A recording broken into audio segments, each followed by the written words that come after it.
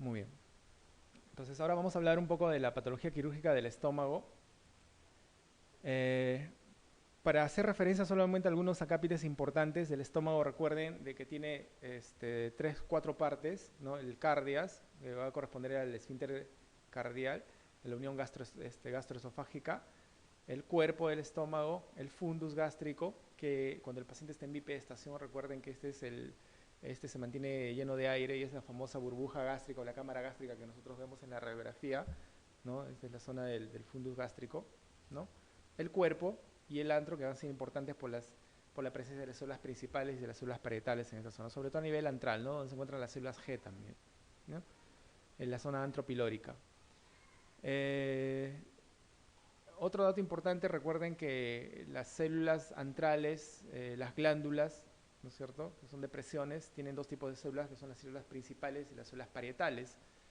Las células principales que generan pepsinógeno y las células parietales que van a secretar ácido clorhídrico, ¿no? Y a nivel antral tenemos las células G, ¿no?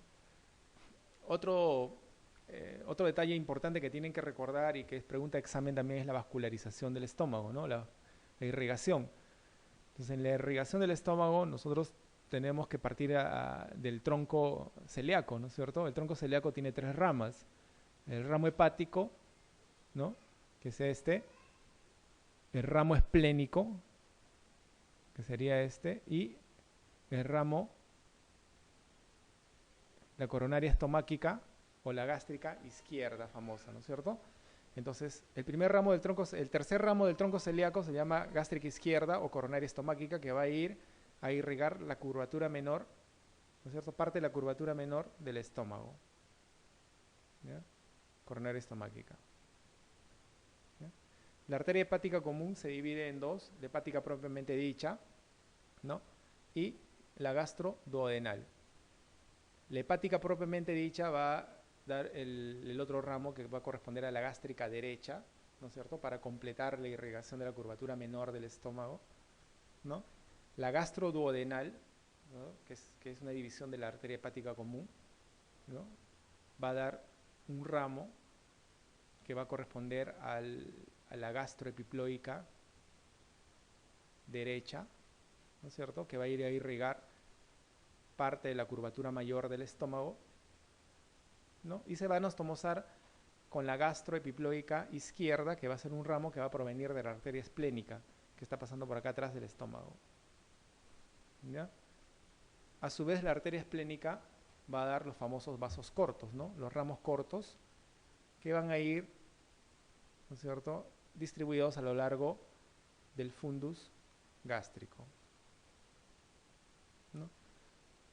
Entonces, es importante que recuerden eso porque es pregunta de examen, los ramos de la arteria hepática, del estómago, la irrigación del estómago. La inervación está dada por los nervios vagos. Recuerden que el vago izquierdo se hace anterior. Entonces, si tenemos acá el vago izquierdo, ¿no es cierto?, una vez que llega hacia el esófago, hacia el esófago abdominal, a nivel pasando el cardias, el esófago, el vago izquierdo da dos ramas, como les había dicho, ¿no es cierto? Una rama hepática, ¿no es cierto?, que va a ir a inervar la vesícula, ¿no?, los órganos anexos, el duodeno, y el ramo gástrico. El ramo gástrico, ¿no es cierto?, que va a dar las ramitas para la zona antral, donde están las células G, para la estimulación de la liberación de la gastrina, y un ramo final, ¿no es cierto?, para controlar el esfínter pilórico. Este ramo final se llama nervio de la Target, ¿no? Es el famoso nervio de la Target. Y es el nervio que se respeta en una vagotomía ultra selectiva, ¿no? El vago derecho, ¿no es cierto?, que se hace posterior, igual va a dar dos ramos, un ramo celíaco, ¿no?, y un ramo gástrico también, que conjuntamente con el izquierdo van a ir a inervar la zona antral y la zona pilórica, ¿no?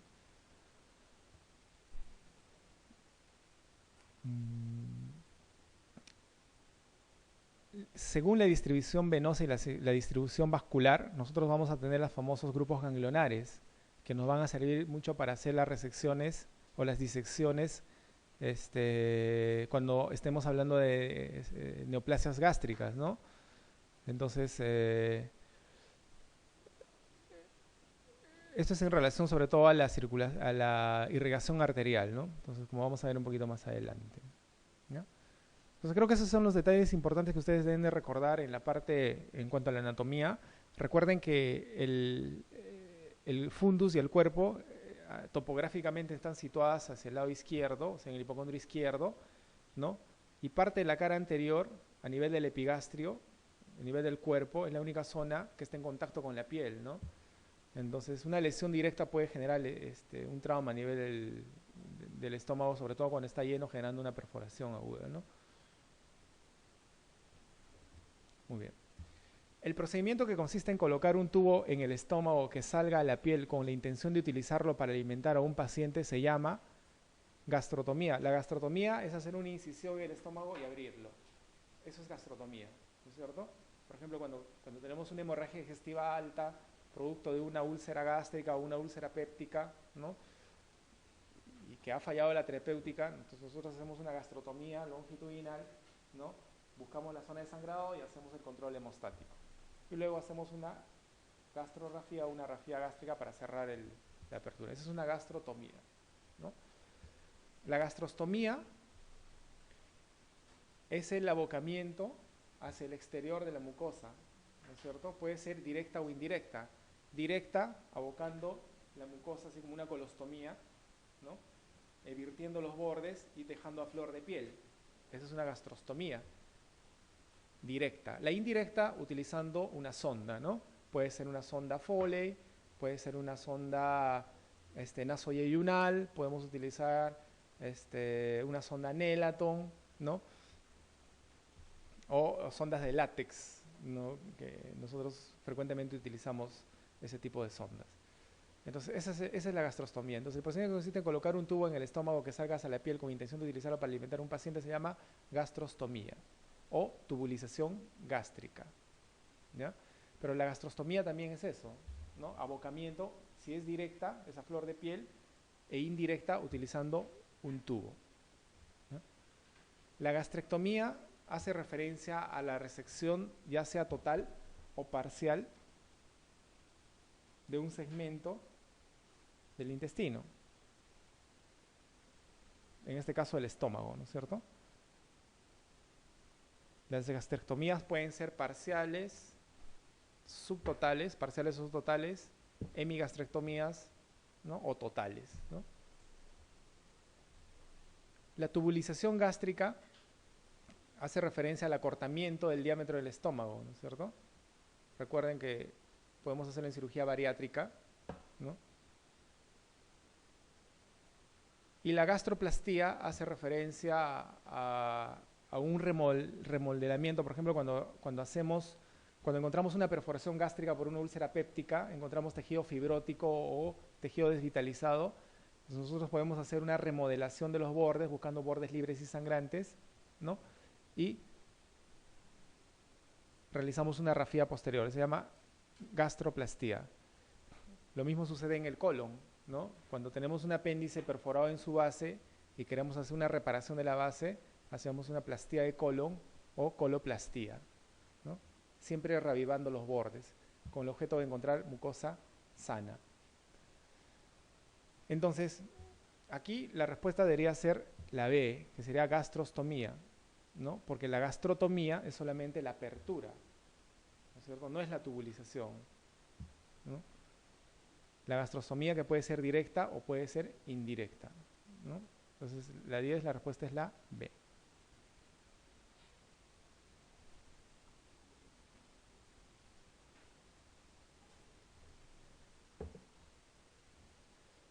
Un varón de 40 años sin antecedentes de interés acude al servicio de urgencias por dolor brusco y de gran intensidad en epigastrio, desde una hora antes y no cede. A la exploración el paciente está pálido, sudoroso, hipotenso, con respiración superficial, el abdomen contracturado, es muy doloroso a la palpación superficial, con desaparición de la matidez hepática a la percusión. ¿Cuál es el diagnóstico más probable? ¿Ya? Entonces recuerden, dolor, abdomen agudo quirúrgico de inicio súbito y brusco. Si es varón, probablemente sea perforación de una víscera hueca. Entonces, si es perforación de víscera, nosotros tenemos que ver si hay un antecedente traumático o de acuerdo a los antecedentes, si es consumidor de drogas, si es consumidor de AINES, ¿no? O si tiene antecedentes de úlcera péptica, pensaremos una perforación gástrica o duodenal, ¿no? Si es mujer, ¿qué pensaríamos? Dolor súbito, un embarazo ectópico asociado a palidez, ¿no es cierto? Hipotensión, como dice acá la pregunta, ¿no? Entonces, ¿pensaremos en una apendicitis aguda? No, ¿no es cierto? Porque la apendicitis aguda no genera un dolor de inicio brusco súbito. La apendicitis genera lo que se llama la cronología de Murphy, que es el dolor epigástrico que luego migra hacia fosa ilíaca derecha. Y la migración se da en un lapso de 8 a 12 horas. O sea, ese es el tiempo en el que el paciente recién genera la sintomatología de dolor peritoneal. Porque recuerden que primero el dolor de la apendicitis es visceral, ¿no? Y el dolor visceral se manifiesta por sensación nauseosa, irritabilidad, ¿no? Y cuando luego de 8 horas, ¿no es cierto?, el apéndice genera irritación peritoneal, el dolor se hace peritoneal y el paciente recién empieza a tener el famoso el famoso McBurney positivo, ¿no? Entonces a las 8 horas, esa es la cronología de Murphy. La pancreatitis aguda sí puede generar un dolor de tipo agudo, ¿no es cierto?, súbito, pero estaría asociado a otro tipo de lesiones, sobre todo vómitos, ¿no? Vómitos profusos, que nos puede asociar a la pancreatitis. Antecedentes de bebedor crónico también, o el antecedentes de litiasis vesicular, para orientarnos a pancreatitis. La pancreatitis, recuerden que genera un dolor epigástrico, pero que se irradia en cinturón, ¿no? Esa es la característica del dolor en la pancreatitis. Perforación gástrica. Entonces, llega a urgencia por dolor brusco de gran intensidad en epigástrico de 1 hora antes y no cede, pensar en perforación gástrica. No solamente de los pacientes que vienen con hipotensión o sudoración o pálidos o sudoración profusa, ¿no?, con respiración superficial. Los dolores por una úlcera péptica generan este tipo de sintomatología. Entonces, toda epigastralgia o todo paciente que venga con dolor agudo o súbito, estamos obligados en descartar que no esté complicándose con una perforación, esta patología ulcerosa, ¿no?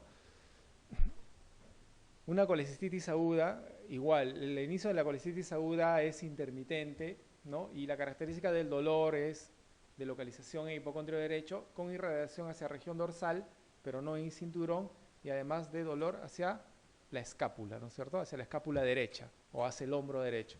Esa es la característica del dolor en la colecistitis aguda, ¿no? La isquemia mesentérica, ¿no?, también puede generar un dolor de tipo súbito, ¿no?, dependiendo de la etiología, porque la isquemia mesentérica puede ser obstructiva, ¿no?, por un émbolo, por ejemplo, que es la isquemia mesentérica aguda, ¿no?, que puede generar un dolor agudo. Generalmente prosigue una distensión en el paciente, producto de la necrosis intestinal que se presenta, ¿no?, y el dolor es difuso, ¿no? Y cuando la isquemia mesentérica es crónica, los episodios de dolores son intermitentes, ¿no? Se dice que es un dolor de hambre, ¿no? Generalmente cuando hay asociados a hipoperfusión en esas zonas, por pacientes con insuficiencia cardíaca o pacientes que están sometidos a terapia con vasoconstrictores prolongados, como los pacientes que están en shock, por ejemplo, ¿no?, que ellos utilizamos inotrópicos, ¿no? Entonces, lo más probable es que se trate de una perforación por una úlcera péptica, una úlcera gástrica, ¿no? Y es característico, ¿no? Recuerden que, ¿qué es lo que más irrita? ¿Qué líquido genera mayor irritación en el peritoneo? En primer lugar, la bilis. En segundo lugar, el jugo gástrico, ¿no? En tercer lugar, la secreción intestinal. Y en cuarto lugar, la sangre. ¿Cierto? Entonces, un paciente que tenga una perforación duodenal, perdón, una perforación gástrica va a generar un dolor agudo, precisamente por la irritación que genera el jugo gástrico, ¿no? Lo mismo sucede porque es un químico que irrita rápidamente el peritoneo, a diferencia del sangrado, por ejemplo, que sí genera irritación, pero de manera progresiva, ¿no? Nosotros sospechamos de un hemoperitoneo no por la irritación peritoneal que tiene el paciente, sino por la taquicardia y los signos de hipovolemia que pueda tener el paciente, ¿no? Entonces, de los líquidos, el que genera mayor irritación es la secreción biliar. Entonces probablemente se trata de una perforación, ¿no es cierto? De una úlcera péptica, una úlcera gástrica, ¿no? Es una complicación de la úlcera péptica. Recuerden que la úlcera péptica está casi un 90% asociada, ¿no es cierto?, a la presencia del famoso Helicobacter pylori y mucho más asociada si estos pacientes tienen antecedentes de ingestión por ingestión de AINES, ¿no? Precisamente las cirugías de gastrectomía, ¿no?, inicialmente en los años 1800 estaban indicadas para este tipo de pacientes. O sea, los pacientes con enfermedad ulceropéptica, porque hacían complicaciones como hemorragia digestiva alta, perforaciones o estenosis, estos pacientes se trataban con gastrectomías, ¿no? Se quitaban el problema de fondo, sí, definitivamente. Pero con el advenimiento de las nuevas técnicas, o de las nuevas, el nuevo arsenal médico que tienen los gastroenterólogos, como por ejemplo los inhibidores de bomba, los antiácidos, los protectores de mucosa, ¿no? Entonces estos procedimientos quirúrgicos se han ido relegando, ¿no? Ya no se hacen muchas veces las famosas vagotomías. Yo nunca he hecho en estos 7 años y tampoco he visto, en el hospital no se hace ese tipo de cirugías ya, ¿no? Entonces, este tipo de lesiones ulcerativas responden muy bien al tratamiento médico, sobre todo ahora que se ha determinado que casi más del 80% tiene que ver con la presencia de esta bacteria, el Helicobacter pylori, ¿no? Tratamiento para Helicobacter pylori, mejoría en la úlcera péptica, ¿no? Entonces, luego la terapéutica de gastrectomía para las úlceras pépticas fueron pasando para las que son neoplasias gástricas, ¿no? Recién, ¿no?, posteriormente. Varón de 48 años con historia de dispepsia, dice, ¿no? Y ardor epigástrico.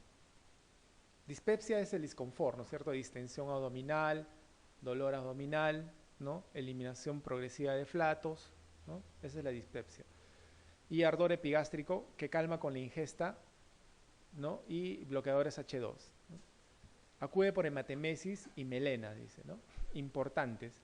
Presión arterial de 100/50, hematocrito 38, hemoglobina 11, leucocitos 10.000 leucocitos por milímetro cúbico. ¿Qué actitud cree la más acertada?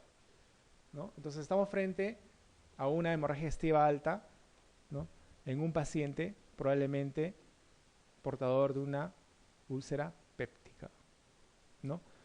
Entonces, el tratamiento de la hemorragia digestiva alta es precisamente, ¿cuándo se trata de una hemorragia digestiva alta por una úlcera péptica? Cuando existe falla en el manejo médico, o sea, manejo endoscópico. Se dice que más de 3 intentos endoscópicos de cohibir un sangrado, una hemorragia digestiva alta, y es indicación quirúrgica. Cuando el paciente es politransfundido, o sea, más de 5 paquetes de globulares transfundidos, ¿no? O cuando hay descompensación hemodinámica en el paciente, cuando a pesar de las transfusiones el paciente está, pues, no responde al tratamiento, ¿no? Entonces, si nuestro paciente viene a la emergencia, ¿no es cierto?, con hematemesis y melenas, está estable, con hemoglobina aparentemente adecuada, lo que deberíamos que hacer es diagnosticar, ver qué es lo que está pasando, ¿no es cierto?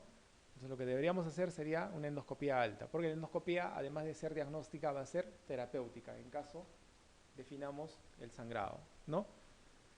La vagotomía troncular más piloroplastia eran las técnicas que se realizaban para las cirugías de úlcera péptica, ¿no es cierto? Para las complicaciones como una hemorragia o una perforación se planteaban las vagotomías tronculares, ¿no?, más piloroplastías. O sea, en caso de emergencia, sí se pueden hacer cirugías de vagotomía troncular más piloroplastia, ¿no? Pero la mayoría de las veces nosotros realizamos una gastrotomía, buscamos la zona sangrante, que probablemente el endoscopista ya nos ha dicho dónde está localizada, ya sea cara anterior, cara posterior, ¿no? Y entramos a hacer la gastrotomía, buscamos la zona del sangrado y hacemos punto de hemostasia, ¿no es cierto?, un punto en X, y cohibimos el sangrado. Y ahí termina el procedimiento quirúrgico, no se hace más. La vagotomía supraselectiva también es una técnica. En la supraselectiva, recuerden, lo que se seccionan son los ramos gástricos que van a inervar el antro pilórico, la zona antropilórica. Estos ramos gástricos se llaman nervios de Grassini. O sea, en la supraselectiva, ¿qué cortamos? Los nervios de Grassini. ¿Y qué respetamos? El famoso nervio de la target, ¿no es cierto? Es el que llega hacia el esfínter pilórico, es el que controla la dilatación del píloro, ¿no? La vagotomía más antrectomía, ¿no? También es un procedimiento de cirugía de úlcera péptica, pero que no se realiza. Actualmente ya no se realiza, pues. La que sí se puede realizar por vía endoscópica es la supraselectiva. Y es la que, lamentablemente, esta es la que más recidiva trae.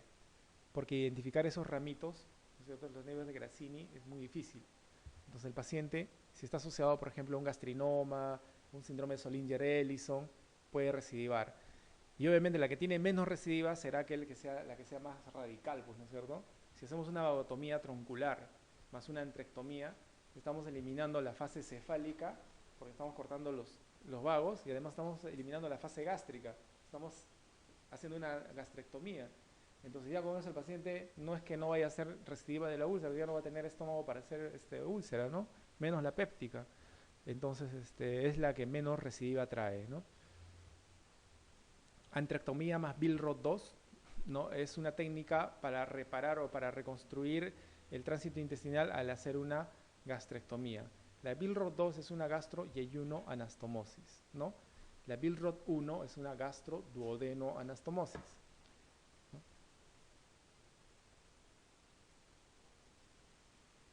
Entonces la endoscopía alta urgente con el fin de diagnosticar la úlcera. Recuerden que las úlceras pépticas, ¿no es cierto?, son más frecuentes a nivel del... Bueno, las úlceras gástricas son más frecuentes en la curvatura menor, al igual que las neoplasias de estómago, son más frecuentes en la curvatura menor. Las úlceras pépticas no tienen ninguna relación con las neoplasias de estómago. Que las neoplasias de estómago tengan forma ulcerosa es muy diferente, ¿no es cierto?, según la clasificación Borman que tienen los cánceres de estómago, ¿no? Entonces las úlceras pépticas no están relacionadas con las neoplasias, ¿no? Entonces existen, la segunda en localización es a nivel duodenal y son más frecuentes en la cara anterior del duodeno, ¿no?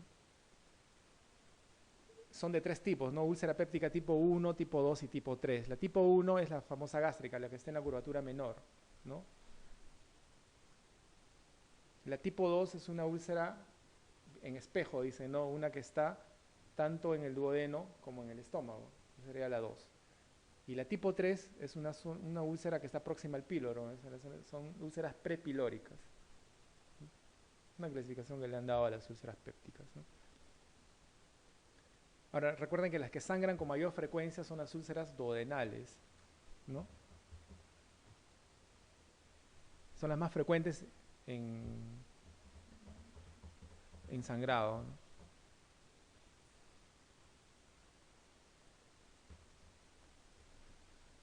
Muy bien, entonces acá lo que tenemos que hacer es una endoscopía alta, urgente, para hacer el tratamiento, para hacer el diagnóstico y luego el tratamiento. ¿Qué otras complicaciones tiene la úlcera péptica? Entonces, la primera complicación, la hemorragia digestiva alta. La segunda complicación, la perforación, ¿no es cierto? Y cuando existe perforación, nosotros lo que hacemos es manejo de la perforación, nada más. Hacemos radiamiento del bordes, ¿no es cierto?, rafía primaria, y le colocamos un parche de Piplon sobre la lesión o la zona perforada. Esa técnica se llama Graham, parche de Piplon o parche de Graham, ¿no es cierto? Un lavado de cavidad, sus drencitos, y ahí quedó la cosa. Entonces, estas son las famosas vagotomías, ¿no es cierto? Esta es la vagotomía, este es el nervio vago, como les decía. El nervio vago tiene dos ramas una vez que atraviesa el cardias, ¿no es cierto? El izquierdo va a tener un ramo hepático y va a tener un ramo gástrico. El derecho va a tener un ramo celíaco y también va a tener un ramo gástrico, ¿ya? Nosotros actuamos en esta fase gástrica de la digestión. Hasta acá es la fase cefálica, ¿ya?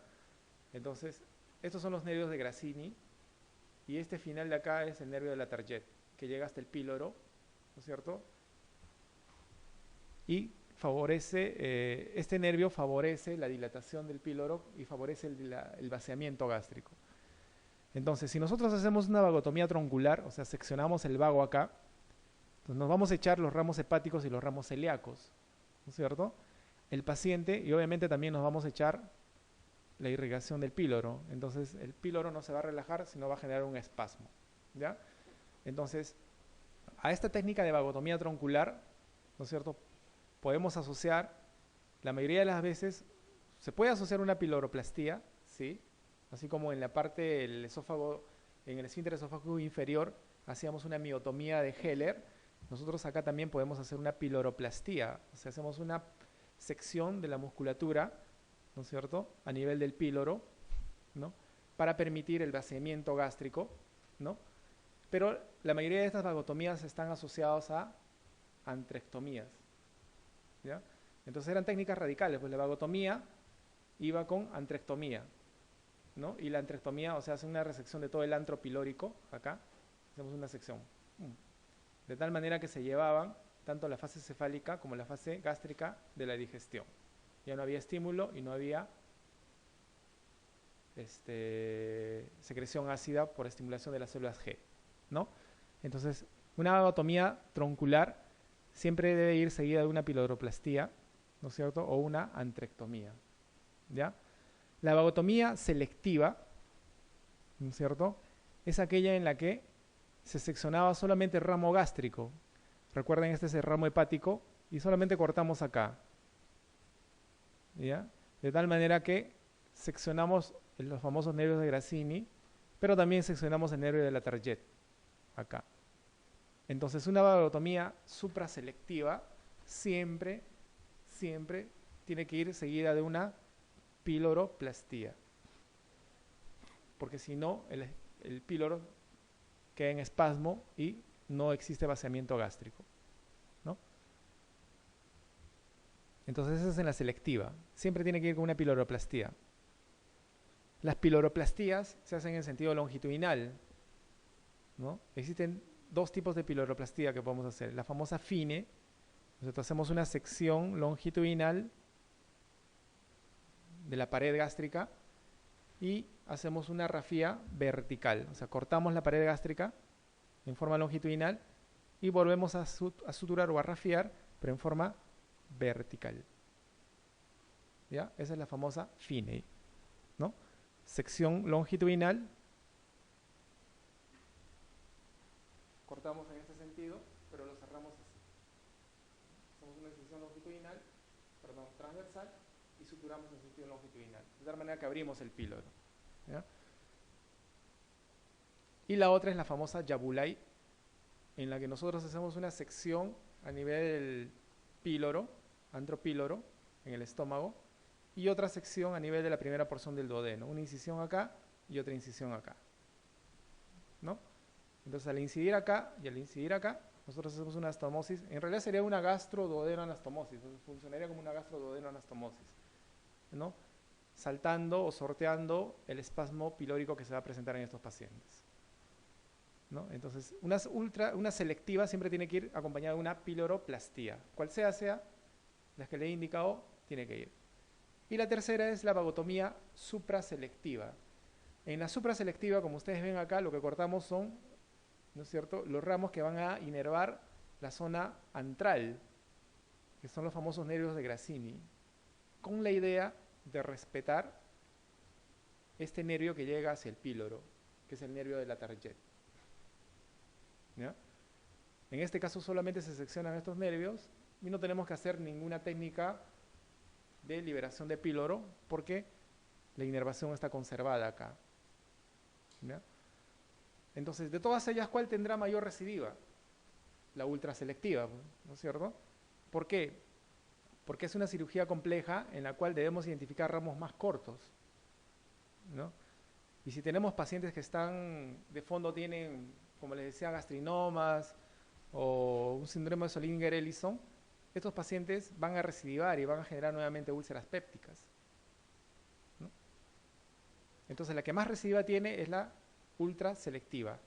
La que menos recidiva tiene es la vagotomía troncular, y obviamente si va asociada a una entrectomía, como les decía, pues ya qué recidiva va a tener si no va a quedar región antral en el paciente, ¿no?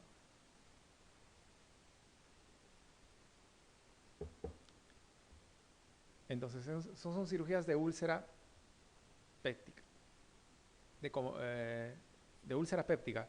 Las complicaciones como la hemorragia digestiva alta se pueden tratar por una gastrotomía, hacemos una sección longitudinal del estómago y buscamos la lesión sangrante y hacemos una rafía y cerramos, y ahí quedó todo, ¿no? Cuando existe una perforación, por ejemplo, la perforación más frecuente son en la cara anterior del estómago y en la zona antral, ¿no? Igual hacemos un reavivamiento del borde, ¿no?, de la lesión y hacemos una rafía y le ponemos un parche de Piplon encima, la técnica de Graham, ¿no? Otra de las complicaciones es los famosos, las estenosis post-úlcera, ¿no? Por retracción. Se generan estenosis a nivel de la zona antropilórica. Si tenemos una estenosis, lo que vamos a realizar es una piloroplastía, ya sea fine, haciendo una sección longitudinal y haciendo un cierre, haciendo una incisión transversal o horizontal y haciendo un cierre longitudinal, o haremos una yabulai, pues no, una gastroduodeno anastomosis acá, no, técnica de piloroplastía. Entonces esas son las complicaciones más frecuentes en cuanto a las úlceras pépticas, ¿no? Esto también es pregunta de examen, ¿eh? Las recidivas y el nervio que se respeta cuando hacen la vagotomía supraselectiva sobre todo.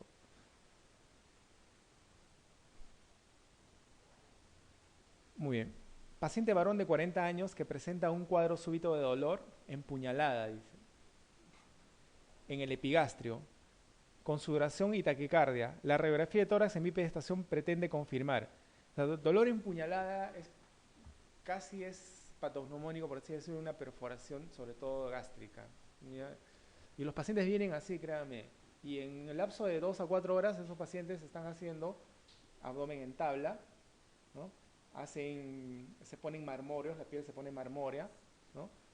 Y generan sepsis, pues, inmediatamente, por la irritación que genera el jugo gástrico.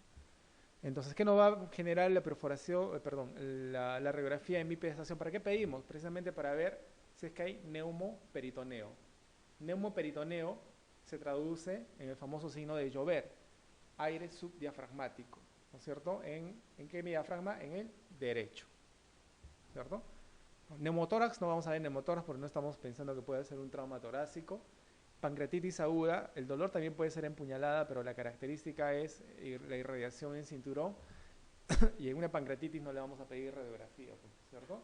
En una pancreatitis lo que haremos es primero determinar el grado de pancreatitis que tiene, ¿no? Si es una leve o severa, y si es severa, si es leve, manejo médico, reposo gástrico, y si es severa, pediremos tomografía de acuerdo a los criterios de Ramsson que tenga el paciente, ¿no? Y sacamos su índice de severidad tomográfica de acuerdo a como lo vamos a ver, bueno, en otras clases, ¿no? Disección de la aorta. Una aorta disecante también puede generar dolor.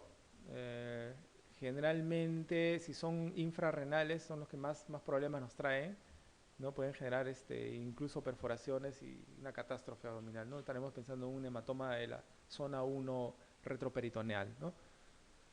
Perforación de una úlcera duodenal. La radiografía, bueno, pretende confirmar que esté perforada una úlcera duodenal.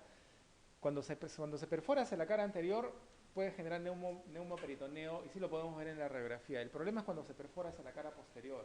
Cuando se perfora hacia la cara posterior, la clínica va a ser limitada, a pesar de que, como les decía, que el segundo elemento que puede el tercer elemento que irrita es el jugo intestinal, ¿no?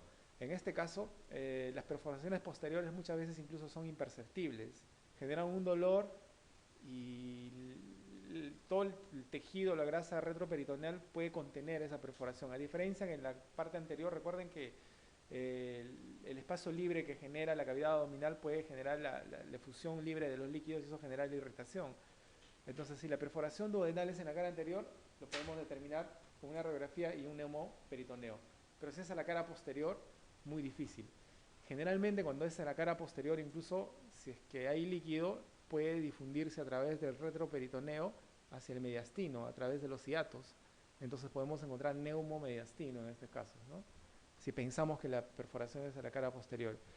Ahora, las perforaciones duodenales en la cara posterior generalmente están asociadas a procedimientos quirúrgicos, por ejemplo, las famosas CEPRES, cuando hacen papilotomías, ¿no?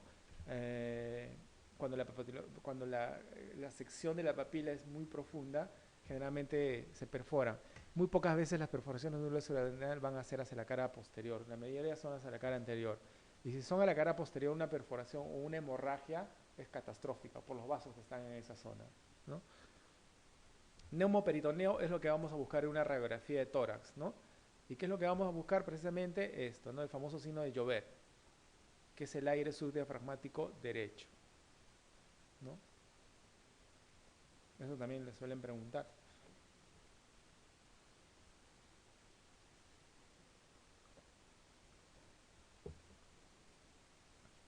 Ahora, no es patognomónico de perforación gástrica. Cualquier víscera hueca perforada puede dar Joubert, duodeno, asa yeyunal, asa ileal y colon. Cualquier asa perforada puede dar neumoperitoneo.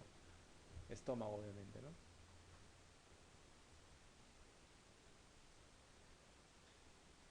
Un varón de 48 años sin antecedentes digestivos de interés, dice, tratado con AINES, es intervenido con carácter de urgencia por hemorragia digestiva alta provocada por una úlcera gástrica solitaria en el fundus del estómago. ¿Cuál de los tratamientos siguientes es el más adecuado? Sutura de la úlcera, vagotomía y piloroplastia. Bueno, si nosotros hacemos, si ya tenemos la localización, mire, nos dice que es una úlcera gástrica solitaria en el fundus del estómago, ¿no? Recuerden que anteriormente el tratamiento de las complicaciones, inclusive de la cirugía por úlcera péptica, era radical, ¿no? Ahí tienen las vagotomías y ahí tienen las antrectomías, ¿no? Las piloroplastías. Pero actualmente ya no, porque el arsenal médico favorece al paciente. O sea, nosotros podemos hacer un control vascular del sangrado, ¿no? Y el paciente sigue con el tratamiento instaurado por el gastroenterólogo con inhibidores de bomba, y cada vez los inhibidores de bomba son mucho más específicos, tienen antiácidos, tienen protectores de mucosa, ¿no? Entonces el arsenal que tienen es muy favorable ahora, entonces estos pacientes ya no llegan a este tipo de cirugías, ¿no? Entonces hacer una gastrotomía y una sutura de la úlcera sí la podemos hacer, cohibiendo la hemorragia, pero no asociamos vagotomía ni piloroplastia actualmente, ¿no? Sutura de la úlcera, si hacemos sutura de la úlcera, ¿no? Antrectomía y Billroth 1, ¿no?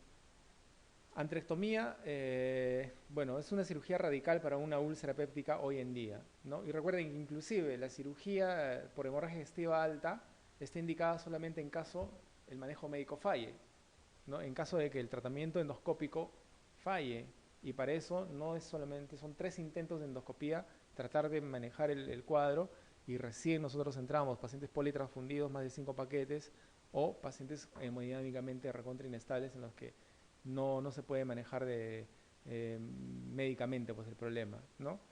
Entonces, entrar a hacer una gastrectomía en un paciente que está en shock hipovolémico, por ejemplo, por un paciente, como ven, ¿no? Estos pacientes generalmente entran en estado crítico. Entonces, pacientes en este estado, hacerles una antrectomía y una anastomosis, pues no se hace, ¿no? Simplemente hacemos una gastrotomía y sutura de biografía, control de hemostasia de la zona sangrante, ¿no? Biopsias múltiples y cierre de la úlcera. Se puede hacer biopsias y podemos hacer el cierre de úlcera, sí se puede hacer. Esto es una respuesta óptima. Lo importante es controlar la hemorragia, ¿no? Escisión en cuña y biopsia, vagotomía y piloroplastia. Técnicamente, recuerden de que la cirugía de urgencia, ¿no? La cirugía de urgencia para una úlcera péptica complicada con hemorragia es esta, ¿no? La vagotomía, en este caso sería selectiva, y la piloroplastia. Cuando se trata de una úlcera de urgencia y les viene la pregunta así, pero si acá diría vagotomía selectiva, esta sería la respuesta. Ya más piloroplastia es el tratamiento de elección en una cirugía de úlcera péptica complicada con una hemorragia en emergencia, ¿no?